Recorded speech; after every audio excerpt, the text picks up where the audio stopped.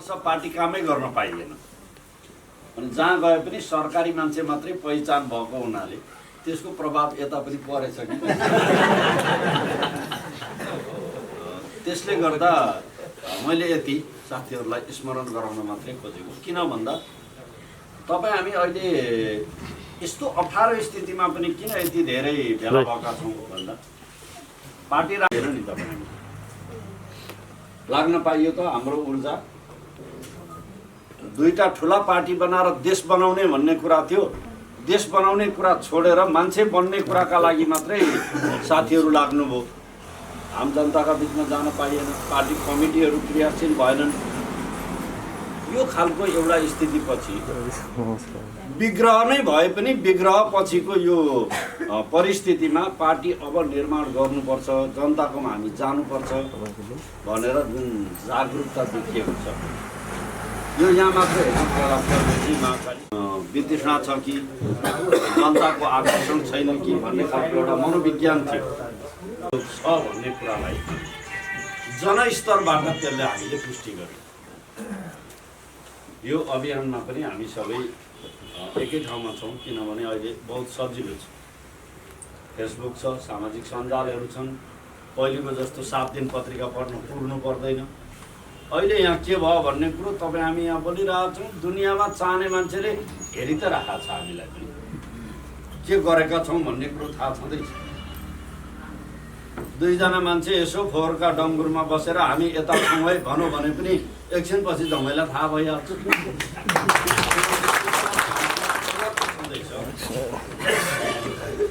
अहिले बिचराहरूको अब भयो किनभने हिजो त 2-3 जना हुँदा हामी यता छौँ भनेको अदालतले डिभोर्स गरिदियो।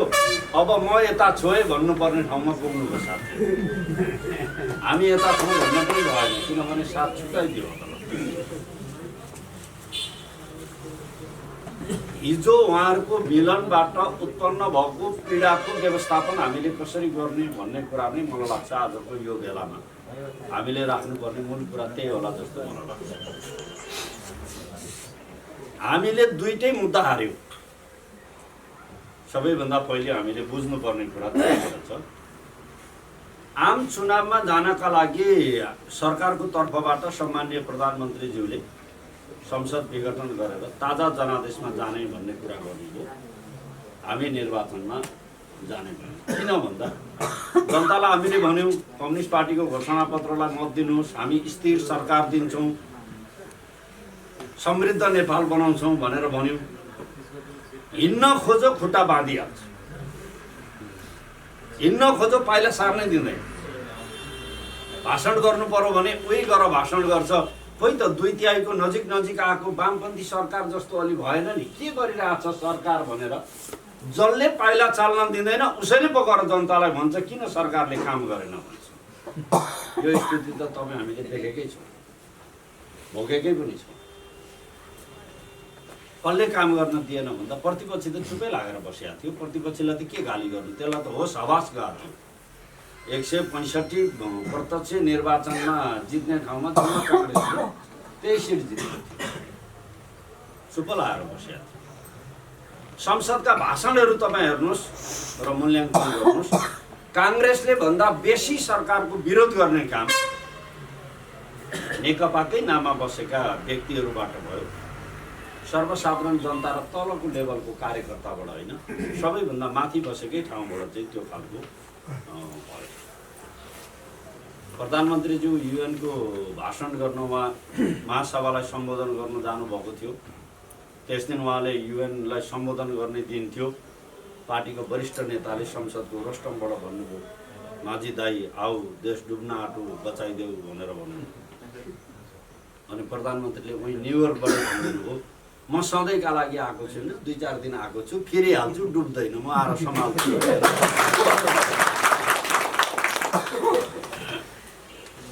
प्रधानमन्त्री भारत जानुभयो, मोदीसँग भेट्ने कार्यक्रम थियो। अर्को आफूलाई पार्टी अध्यक्ष नै भन्ने व्यक्तिले ल है दौरा सुरुवाल मैले लाइसकेँ, टकटक्याएर लाएँ, 5 वर्ष यसैले चलाउला भनेर व्यवहार गर्नु होला, म यहाँ ठिक परिसकेँ, त्यसलाई नमान्दा हुन्छ भनेर पत्रकार सम्मेलन गरेर यहाँबाट जानकारी दियो। किनभने मोदीसँग पनि डटेर कुरा गर्ला, राम्रो कुरा गरौँ भने देशलाई फाइदा होला, त्यो हुन नदिनका लागि भनेर अर्को पार्टीको अध्यक्षले दियो। यहाँ कस्ता खालका सहयोग भयो मलाई लाग्छ यी झाँकीहरू तपाईँ हाम्रा बिचमा छँदैछ।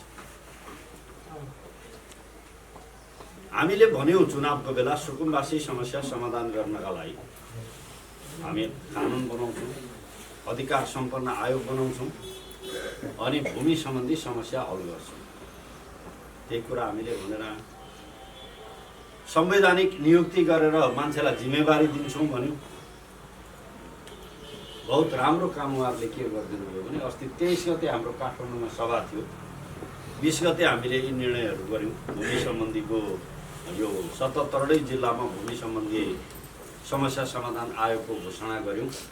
22 गते साथीहरूले आम हडताल गर्नुभयो। के का लागि भन्दा त्यही संवैधानिक आयोगको नियुक्ति र सुकुम्बासी समस्या समाधान आयोग सरकारले बनाएर अब काम गर्ने भयो भनेर 22 गते आम हडताल गर्नु। के कारणले भन्दा नेकपाको सभा बिथोल्न त भन्नुभएको छैन नि उहाँहरूले। आम हडताल किन गरेको भन्दा यही दुईटा कुरा भन्नुभयो। संवैधानिक नियुक्ति सरकारले गर्यो, भूमि सम्बन्धी आयोग बनायो।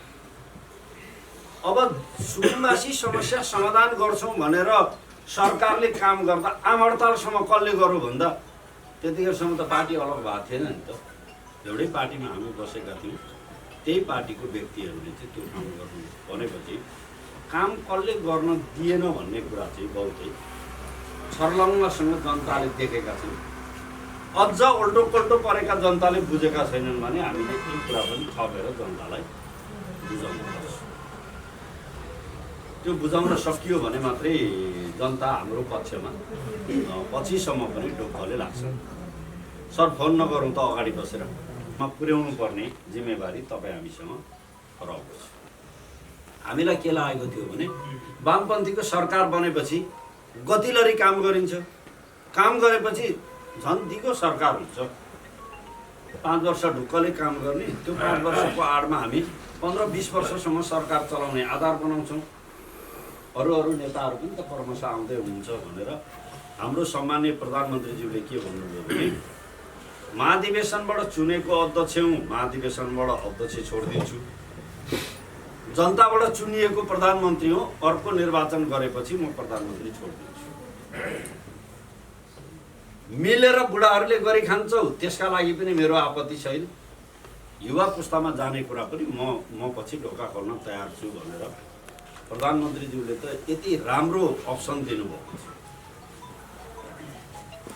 तपाईँ हामी यसो सम्झौँ त चैतमा महाधिवेशन गर्ने भनेको थियो है। अघिल्लो केन्द्रीय कमिटीको बैठकले चैतमा महाधिवेशन गर्ने भनेको थियो। आज चैत्र 1 गते हामी यहाँ उपस्थित भएका छौँ। मती नबिगारेको भए, ढङ्ग अनुरूप काम गरेको भएदेखि एउटा नेतृत्व त केपी ओलीले छोडिदिनु हुन्थ्यो नि। किनभने महाधिवेशन गरेको भए त सहमतिमै महाधिवेशन हुँदा पार्टी एकता पनि जोगिन्थ्यो, नेतृत्व पनि हस्तान्तरण हुन्थ्यो। नेतृत्व मात्रै हस्तान्तरण होइन, राम्रो के हुन्थ्यो भने अहिले महाधिवेशन गर्थ्यौँ हामी, सहमतिले नेतृत्व बनेको भए त्यो मान्छे अहिले पार्टी चलाउँथ्यो। 2 वर्ष केपी ओलीको सरकारले निरन्तरता पाउँथ्यो।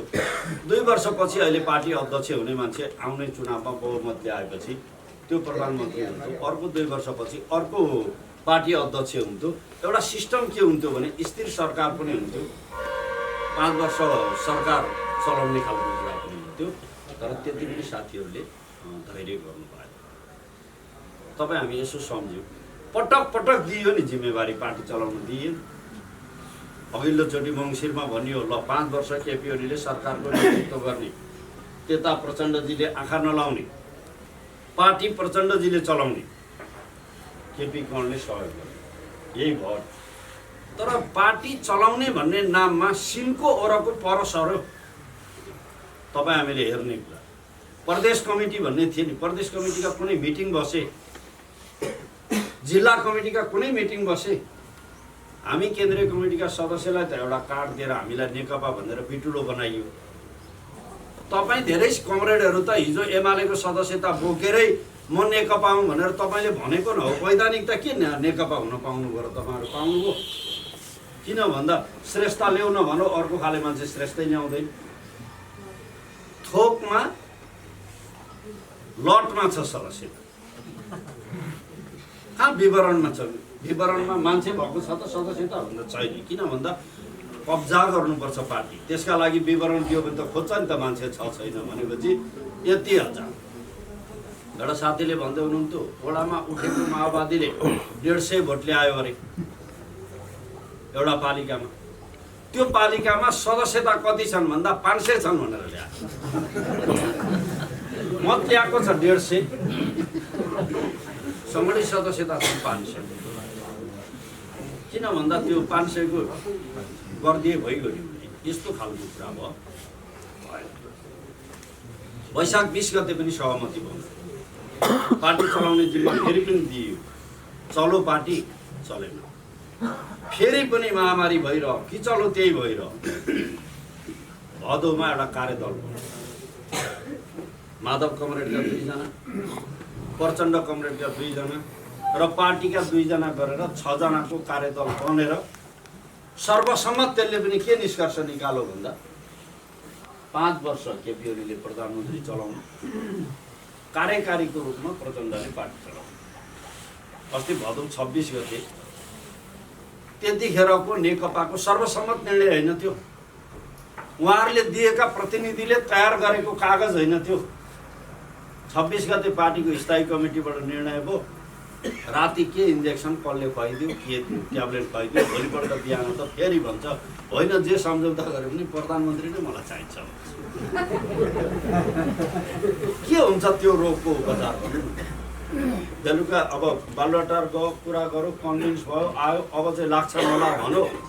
खमलटारमा पुग्यो भने कसले भेट्छ, के गर्छ, त्यो पछि होइन त्यहाँ त कुरो बिग्रिएछ, प्रधानमन्त्री त छोड्नु हुँदैन। त्यसले गर्दा यी अप्ठ्याराहरू तपाईँ हामीले बुझेका छौँ। मुलुकमा यत्रो महामारी आयो, यो हाम्रो देशमा मात्रै होइन विश्वमै महामारीले थला पर्यो। कोरोना भन्ने चाहिँ यो कस्तो रोग आयो भन्दा 100 वर्षमा एक खालको उथल पुथल हुने महामारी आउँदो रहेछन् विश्वमा। अहिलेसम्मको ट्रेन्ड हेर्ने हो भने 100 वर्षमा एक पटक यस्तो आउने, 2-4 करोड मान्छेहरू चाहिँ त्यो रोगले चाहिँ मर्ने, यो खालको परम्परा जस्तै रहेछ। 100 वर्षमा कोरोनाले आएर ठाउँ थिलो बनायो। अहिले पछि मति बिग्रिएपछि हामी यता छौँ भन्ने साथीहरूले कोरोनाका विरुद्ध केही अभियान चालेको बोलेको सुन्नुभएको छ तपाईँहरूले? पार्टी छ यहाँनिर, यो अभियानमा हामी यहाँ लाग्नुपर्छ, जनतालाई यसरी सचेत गराउनुपर्छ, जनतामा यसरी जानुपर्छ, सरकारले कोरोनाका विरुद्ध यो काम गरिदियोस्। पार्टी छ भन्ने कुराको अनुभूति सरकारले गर्यो कि गरेन? यो 1 वर्षको महामारी हटाउने अभियानमा अहिले लागेपछि त नारा जुलुसहरू अनेक भए, यी त छँदैछन्, तर साँच्चै पार्टी छ भन्ने कुराको अनुभूति नै सरकारले गर्न पायो।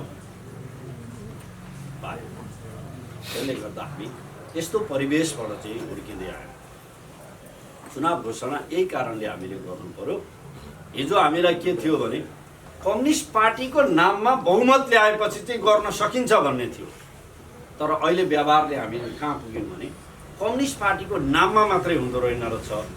कम्युनिस्ट आचरण र जनताप्रति जवाफदेही भएका कम्युनिस्टका नेताहरूको बहुमत भयो भने मात्रै जनताका पक्षमा काम गर्न सकिने रहेछ। भनेपछि यी मति बिग्रेकाहरू, आत्मा स्वार्थ केन्द्रित भएका व्यक्तिहरू, यस्तो व्यक्तिहरूको जमघटबाट होइन, अब विश्वासयोग्य संसद बनाउनुपर्छ भन्ने ठानेर प्रधानमन्त्रीज्यूको सिफारिसमा संविधान सम्बद्ध ढङ्गले, जतिसुकै यो असंवैधानिक भनेर मान्छेहरू कराउनु, संविधान सम्बद्ध ढङ्गले नै हामीले त्यो सिफारिस गर्यौँ। मुलुक आम चुनावमा करिब गइसकेको थियो, तर विभिन्न कारणहरूले गर्दा अहिले संसद पुनर्स्थापना, हिजो प्रतिगमन भयो, अब संसद पुनर्स्थापना भएपछि क्रान्ति पुरा हुन्छ, क्रान्तिको उज्यालो बल्छ भन्ने मान्छेहरूले देखाइदिनु के पर्यो अब भने यो संसद विघटन गर्नुभन्दा संसद स्थापना भएपछि चाहिँ जनताका पक्षमा यी राम्रा कामहरू भए भनेर देखाउनु पर्यो नि। अग्रगमन भएको दाबी गर्नेहरूले परेन। के भयो त? तपाईँ हामीले देखेका छौँ, संसद हामीले त अदालतले भन्यो 13 दिनभित्र बोला भनेर, 13 दिनभित्र हामीले बोलायौँ। संसदको पहिलो बैठकमा संविधानले नै किटानी गरेर के भनेको छ भने यो बिचमा जति सरकारले अध्यादेशहरू जारी गरेको हुन्छ त्यो पहिलो बैठकमा नै टेबल गर्नुपर्छ भनेर संविधानमै किटानी व्यवस्था छ। त्यो सरकारको हितका लागि होइन, सही अर्थमा भन्ने हो भने त्यो सरकारलाई संसदप्रति जवाबदेही बनाउनका लागि हामीले राखेको व्यवस्था हो। त्यो संविधान बनाउँदा किन भन्दा सरकारले अध्यादेश जारी गरिदियो अनि आफ्ना कामहरू गर्यो, संसद बस्ने बेलामा चाहिँ पास हुँदैन कि भन्ने लाग्यो भने त नलान पनि त सक्छ, संसदमा लगेन भने के हुन्छ त भन्दा काम त भइसकेकै हुन्छ। पास गराउनु पर्ने दायित्वबाट सरकार चाहिँ बाहिरिन्छ। त्यसले गर्दा पहिलो बैठकमा नै अनिवार्य राख्नुपर्छ भन्दा किन त्यो गरिस् भनेर जवाबदेही हुनु पर्यो नि संसदप्रति सरकार भनेर यो व्यवस्था गरिएको थियो। संवैधानिक व्यवस्था हो, किटानी व्यवस्था छ। अब छलफल कस्तो हुन्छ भने होइन राष्ट्रपतिको पत्र किन पढिरहनु पर्यो र यहाँ श्रद्धाञ्जली दिउँ त्यहाँदेखि पछि अनि साथीहरूले आफ्नो काम गर्नुहुन्छ भने जस्तो सभामुख भन्छ। मरेका मान्छेको नाममा श्रद्धाञ्जली दिनका लागि पनि संसद अवरुद्ध भयो नि त। वास्तविकता यही होइन। दुईजना बालवाला सांसदहरू अरू भूपू संविधान सभा र भूपू माननीयहरूलाई श्रद्धाञ्जली दिन राखेको एजेन्डा पनि संसदको पहिलो बैठकले श्रद्धाञ्जली दिन पनि सकेन। किन भन्दा कतिलाई बहिष्कार गर्नु पर्यो, कतिलाई नारा जुलुस लगाएर त्यो एजेन्डा आउन दिनु भयो। कुन एजेन्डा भन्दा जुन संविधानमा किटानी व्यवस्था छ। अनि अर्को बैठकमा यो राख्नु पर्यो कार्यसूची भन्ने कुरा भएको थियो। संविधानले जे गर भनेको छ त्यो सभामा हुन नदिने अनि जे नगर भनेको छ त्यो सरकारले गर्छ, हामी राख्दैनौँ भन्नु पछिल्लो बैठक। त्यही भएर श्रद्धाञ्जली दिनका लागि पनि अग्रगमनका नाराले स्थापना भएको संसदमा सांसदहरूलाई श्रद्धाञ्जली दिनका लागि पनि अर्को बैठक भन्नेहरू के गरे? अदालतको फैसला भयो, लड्डु बाँडेर खानुभयो चितवनमा। भोलिपल्ट आफूले आयोजना गरेको चितवनको सभालाई सम्बोधन गर्दा शेरबहादुर देउवालाई प्रधानमन्त्रीको प्रस्ताव ढिलो होइएला भनेर भाषण गर्न छोडेर बिहानै कुलेलम ठोकेर किस्तीमा प्रधानमन्त्री राखेर शेरबहादुर देउवा कहाँ गएर प्रभु प्रधानमन्त्री खाइदिनु पर्यो। अग्रगमन वास्तविकता त यही हो नि। तपाईँ हामीले देखेका छैनौँ। मधेसी दल कहाँ जानुभएछ? राजेन्द्र महतोलाई त म अहिले पनि धन्यवाद दिन चाहन्छु। उसले सोधेछ त्यहाँ दलीय व्यवस्थामा दलको कुरा हुन्छ, तपाईँहरू कुन पार्टीबाट आउनुभएको भनेर सोधेछ। कुन पार्टी? जसको पार्टी छैन, जसको ठेगाना छैन, ऊ सरकार बनाऊँ भन्दैन। स्थिति यही नै छ। त्यति गर्दा पनि अब केपी ओलीको सरकार नहट्ने भयो। किन भन्दा माओवादीले त 23 गते नै फ्याँकिहाल्छ जस्तो लागेको थियो नि त। तपाईँ हामीलाई संसद बसेकै दिन केही होला भन्ने थियो नि। बिस्तारो अब के छ त भन्दा उग्रा कुरा गरौँ, लास्टमा चिसै पानीले नुहाउनु पर्छ भन्ने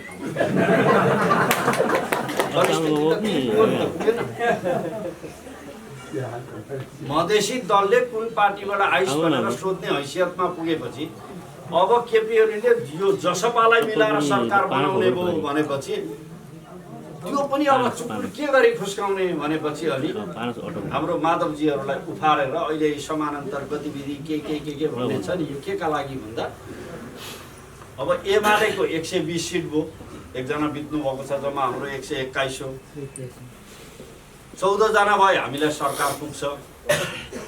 जसपासँग 34 जनामा 2 जना निलम्बित छन्, 32 जना सांसदहरू छन्। त्यो 32 जना आएर सरकार बचाउला कि भनेपछि केपी ओलीको सरकार ढाल्नका लागि त चाहिएन मुसाहरू। हामी लागेर भए पनि गर्छौँ, यतै छौँ है हामी भन्नका लागि यो बबन्डर गरेको। राजनीति बाहिर आवरणमा जेसुकै कुरा भए पनि कसम के खाइएको छ भने केपी ओलीलाई त जसरी पनि निकाल्नुपर्छ भन्ने कसम छ नि त साथीहरूको। त्यही कामका लागि अहिले यो ताण्डव नृत्यमा साथीहरू लाग्नु भएको छ। यसरी हामीले बुझियो भने मलाई लाग्छ राजनीतिक कोर्समा हामी त्यहाँ छौँ। अब मान्छेहरू के गर्छन् भने प्रधानमन्त्रीको पद देखाइयो भने केपी ओली अलिक उदार हुन्छ कि नरम हुन्छ कि बल्छ कि भन्छन्। किनभने आफू जस्तै ठान्छन् नि। अब प्रधानमन्त्रीलाई के छ भने सके हटाऊ, नसके छँदैछु भन्ने छ। किन भन्दा अघिल्लाचोटि पनि त शेरबहादुरजी र प्रचण्डहरू मिलेर माधव झलनाथहरूको ब्याकिङमा प्रधानमन्त्रीबाट अविश्वासको प्रस्ताव ल्याएर हटाएको होइन। हटाएपछि के भयो त भन्दा पहिलेको भन्दा झन् बलियो बनेर आयो, बहुमत आयो। अब पनि हटाए के हुन्छ त? सरकार गए प्रमुख प्रतिपक्ष छँदैछ। 14 वर्ष जेल बसेर 5 वर्ष गोलघरमा खुट्टा पनि राम्रो तेर्स्याउन नपाई बसेको मान्छेलाई कहाँ पठाउने त भन्दा जनताकै पठाउने न हो। जेल हाल्ने कोही छैन। जनताकै काखमा बस्ने कुरा हुँदा केपी ओलीलाई के बिग्रिन्छ त? त्यसले गर्दा भए चलाउने हो, नभए प्रतिपक्ष भएर ढुक्कले जनताको सेवा गर्ने। आउँदो चुनावमा त जनताले फैसला दिइहाल्छ नि। त्यतिखेर बहुमत हुन्छ। अघि देवराज गणले हाम्रो प्रतिनिधि भएन भन्नुभएको छ नि। केपी ओलीको नेतृत्वमा फेरि सरकार बनाउँदा यहाँ हाम्रै प्रतिनिधि हुन्छ। त्यो हुँदैन। अब हिजो त कम्युनिस्टका नाममा भइहाल्ला भन्ने ठानियो, गलत बुझिएछ नि त हामीले। त्यसले गर्दा हामी त्यो ठाउँमा छौँ। एउटा अघि साथीहरूले भन्नुभएको त्यसलाई म उच्च सम्मान गर्छु। माथि त्यत्रो रडाका हुँदाखेरि पनि हामी विचलित भयौँ। एकचोटि कस्तो स्थिति थियो भन्दा अब पार्टी हामीले एकता गर्दाखेरि त 241 जना एमालेबाट 200 जना माओवादीबाट राखेर 441 को बनाइयो। किन भन्दा सहमतिबाट पार्टी चलाउने, सहमतिबाट महाधिवेशनसम्म जाने। पहिलो महाधिवेशन सहमतिको महाधिवेशन बनाउने भनेपछि टाउका किन गर्नु पर्यो भन्ने हिसाबमा हामी चाहिँ एकताको भावका साथ गयौँ। बिचमा हार्ने भएपछि साथीहरूले के गर्यो भने गेम अब हार्ने भयो भनेपछि खेल गर्नका लागि टाउको बन्ने खेल निकाले साथीहरू। भएको कुरा त यही न हो आखिरी। अब त्यो 241 मा पनि त महाधिवेशनमा हामी लडेरै आएका थियौँ। कि त आफ्ना आफ्ना छँदै थिए। त्यसले गर्दा त्यसको पनि एक खालको असर चाहिँ हामीसँग छँदै थियो। गुटबन्दीमा पार्टी छँदै थियो। काम गर्ने कुरामा अप्ठ्याराहरू त ती छँदै थिए। तपाईँ हामीलाई सबैलाई थाहा छँदैछ। बस्यौँ एकै दिन हामी 2टा बैठक बस्यौँ। 9औं बैठकसम्म हामी महाधिवेशन पछि बसेका रहेछौँ। 10औं र 11औं बैठक अस्ति हामी बस्यौँ 28 गते। चैत्र 7 गते 12औं केन्द्रीय कमिटीको 12औं बैठक हामीले बोलाएका थियौँ। 10औं बैठकमा हामीले विधान संशोधन गर्यौँ। 11औं बैठकमा हामीले संशोधित विधानका आधारमा केही जिम्मेवारीहरू र केही मान्छे नियुक्ति गर्यौँ। अनि फेरि अब कामका अरू धेरै गतिविधि गर्नलाई 12 गते बैठक बोलाएका।